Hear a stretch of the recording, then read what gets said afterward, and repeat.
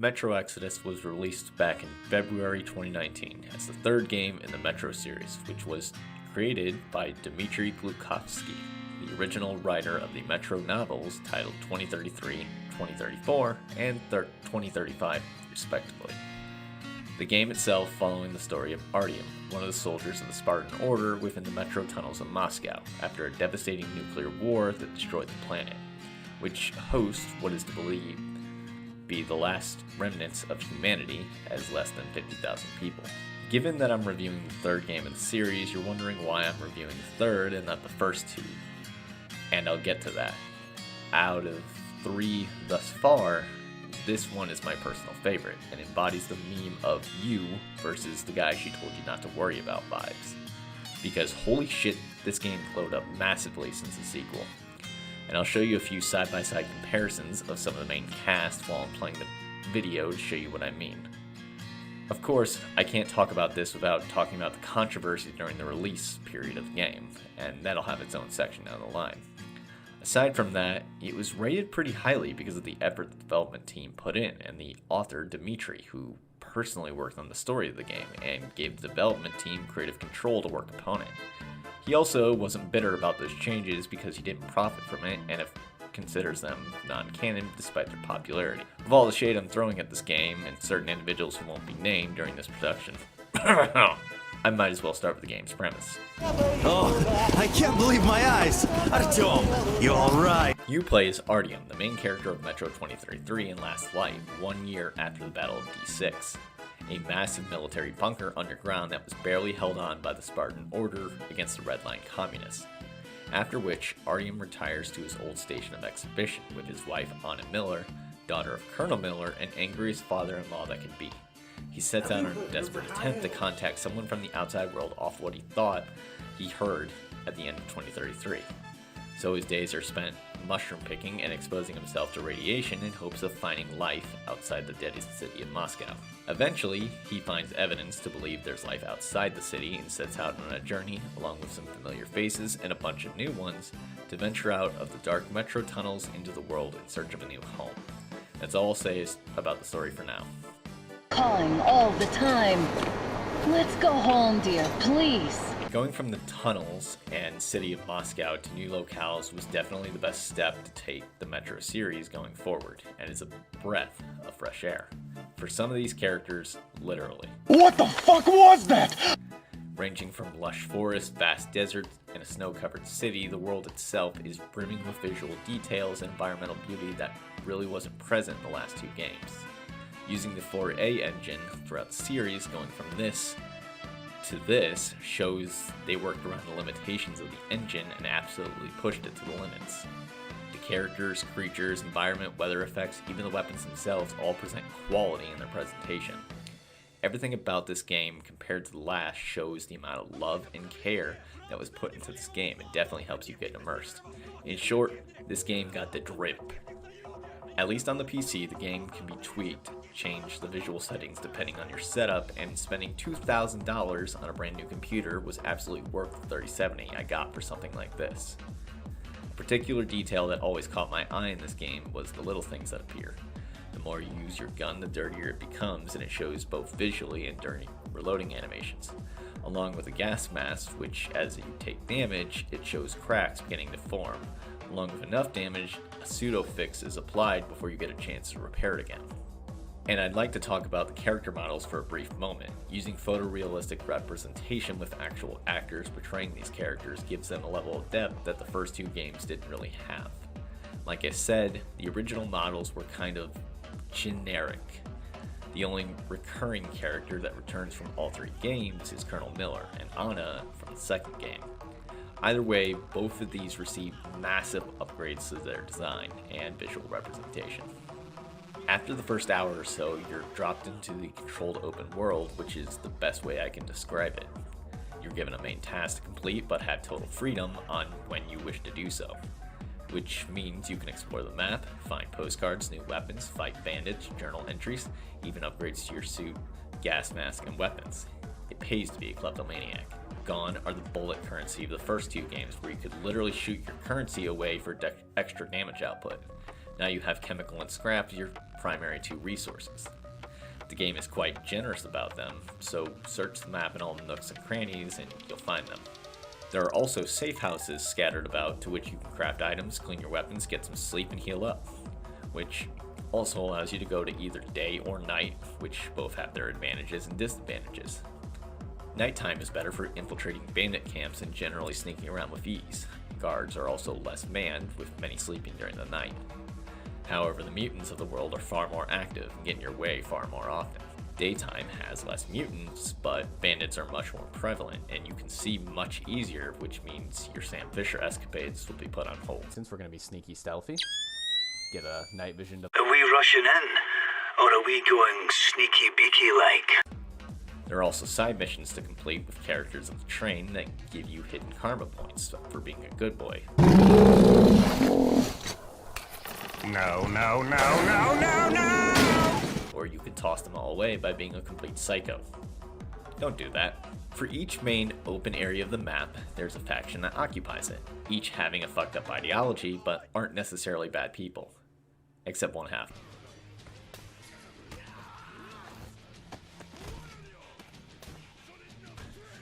If I don't talk about the music, I'll feel like I'm doing a disservice to the soundtrack. Alexei Omelchuk, who worked on all three soundtracks for each game in the trilogy, definitely had time to hammer in the finer details of his work, and man does it show. There are a few tracks in particular that really stand out.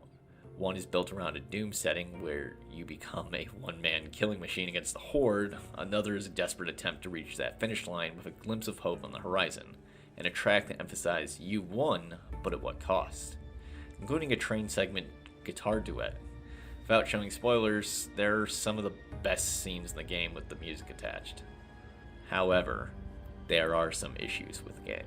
How are the nurses in the All right, hospital, guys, huh? could you just stop crowding him? Welcome back, Artyom. Привет, Artyom. While being a AAA title, the game has jank galore. There are a few notable times, especially during cutscenes, where character models don't properly follow scripting.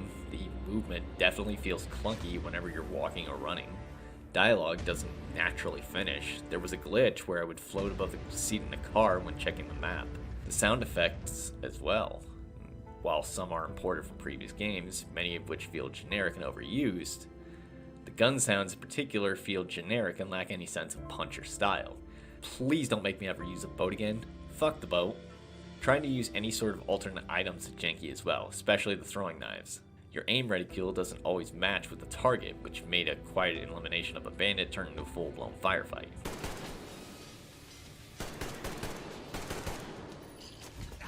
Oh god! Oh shit! Body Collisions has issues with the environment, especially trying to scale anything more than waist high. While the English voice cast does give it their best, this was also translated from Russian to English, so it wasn't going to sound perfect, but Jesus Christ. Someone online described it as listening to a bad anime dub, and they weren't kidding.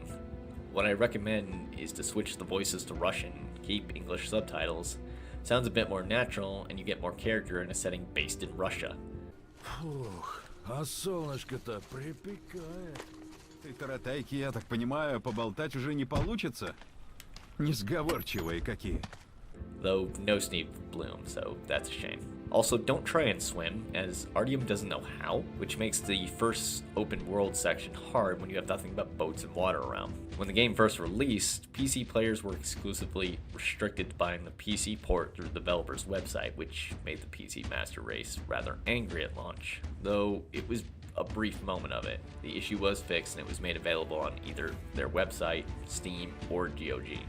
As mentioned before, you'll be leaving the metro of Moscow to explore new locales, with the train slowly gaining or losing new members, receiving upgrades and discovering more of the world as you progress. What initially starts out as a search for a new home turns into something far more dire. If you don't want spoilers, go to here.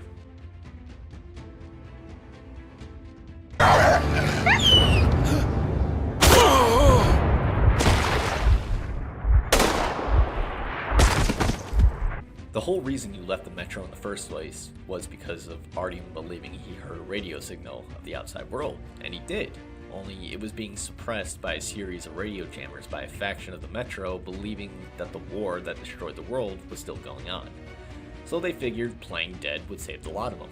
But you and your wife Anna, along with the rest of the Spartan Rangers, including Stepdad, fuck it all up and abscond off with your new home, the Aurora. Stopping in the Volga, you pick up a radio signal from the remnants of the Russian government, along with Anna falling into a pretty funky bunker. So after dealing with the locals and picking up a new set of people plus an extra train car, you move to the mountains and find that shit is fucked.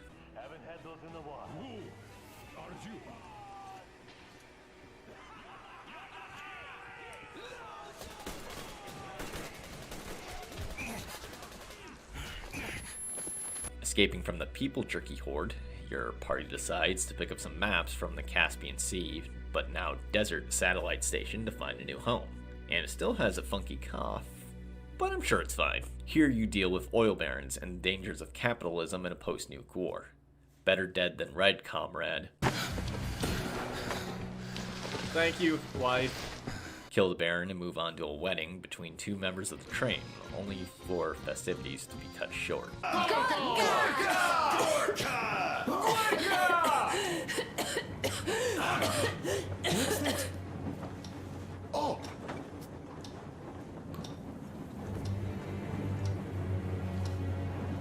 Oh no.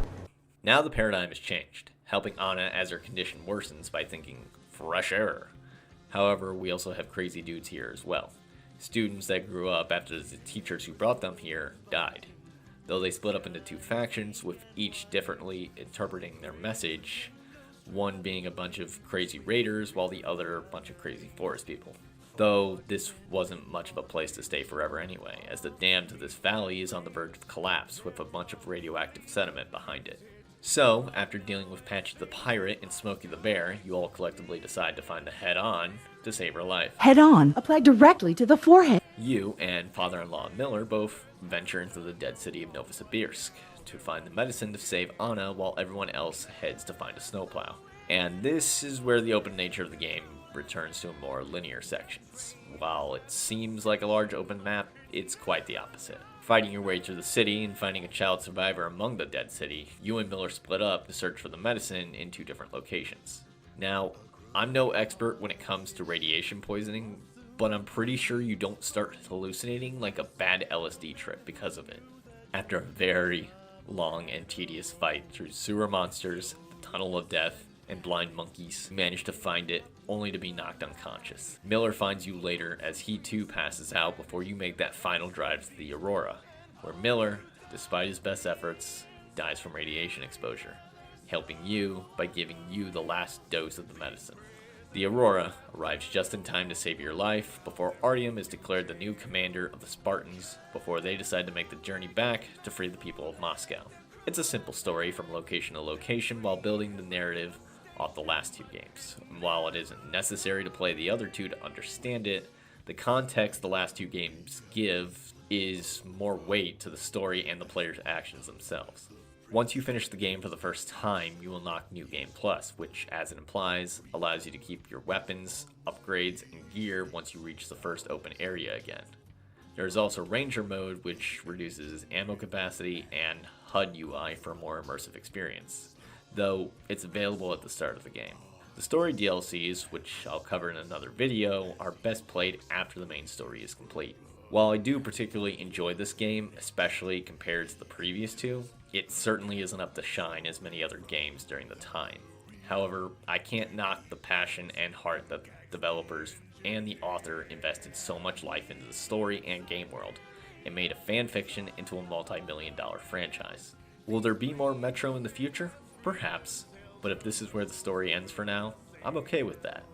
I quite enjoyed the series as a whole, and for Russian post-apocalypse, you can't go wrong.